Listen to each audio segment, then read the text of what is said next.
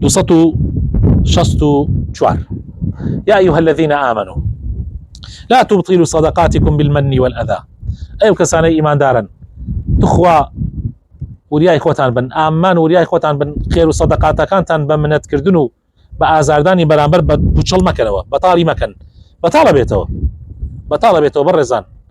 زور زحمته خير يبكي دوايا منت كي تسريع أو بياوي كلا بشتانو دانشتوا منال بو لمالي بابيريا لمالي أوانا زيادة الأرجية مالي بابيرشي زور كم دزبون خوي باسي كرد الله الروجي كان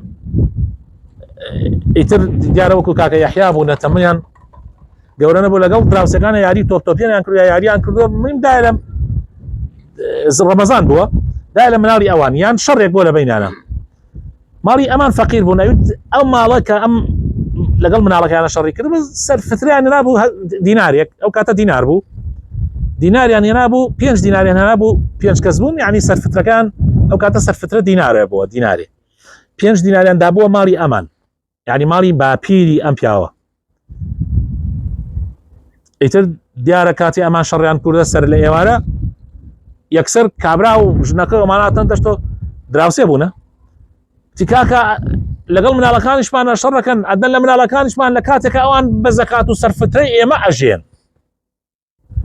لكاتك أوان بزكاة سرفتري ما أجين زكاة سرفتركش أول شيء لها مج يعني أنا بينج ديناري سرفتري أيش مجبوري تو سرفتري أبي بيدي هيش منتك يعني أبي الشكري أو كسبك أوي بيدي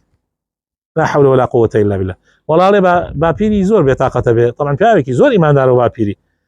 بإذن إخوة أميدا كم يكيك بولا أولياء يعني من زورشتم لي بينيوا يتلو تبو يكرم بي بنو يعني ينج دينار كان بابا بنوا لو باشتري لمنتو آزار داني دلا يعني أما خلقي وايا قوي تعالى فرمي بوشوري مكنوا أو خيرك تولي كي زكاة يعني سرفتري يعني أوشتا توك واجبه دري يعني تخوا بو بوشوري كي تو دو بو أجرك إخوة أديبا آوا كتو كردوتا كالذي ينفق ماله رئاء الناس أموكو كسوايا خيرك على خلقنا سيرم كان عيدابا فيسبوك عيدابا نازم شي أو من خيرم كرد أو من صدقم كرد أو من بو أوي خلق بزانيك كردوتي يعني براسي والرياء وهيج أجلك الدسناك كابرايا كإيماني بخوابي نابي الريابك والله ما أو كسيك الرياءك أو بو الرياء شكا أو إيماني بخواني ولا يؤمن بالله ولا باليوم الآخر نموني أم كسانها هم يوكو تشي وايا وكو نموني كسيك وايا زرعات لسر چمنتوكا لسر كاشيكا الروا خول ديني كاتا كاشي كردوا ام زوي كاشي كردوا صبي كردوا خول ديني كاتا سرياو ايوه دار بشيني لنا او خولا طبعا او خولا هل باراني كي قايم ليدا خولا كابا ولا اخيرا چمنتوكا مينيتوا جاء هو معناه كيف فمثله كمثل صفوان عليه تراب وكو بدك يلو سوايا چمنتويا كاشيك عليه تراب دلت خوش تو زرعات تكردوها عم بو كسيوا منتك او رياك اخيرا كان وقع وايا زرعات لنا او بكي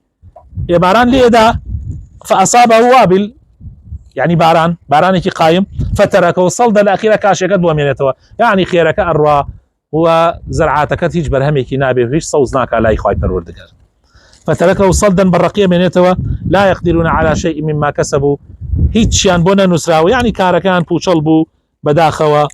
يعني هيتش سودي كان لو خيران ورنقرت والله لا يهدي القوم الكافرين بالراسي خوي تعالى هدايتي قوم يكنادا كباور يا النبي بآيات كان إخواه وبسنة كان في غمر إخواه صلى الله عليه وسلم.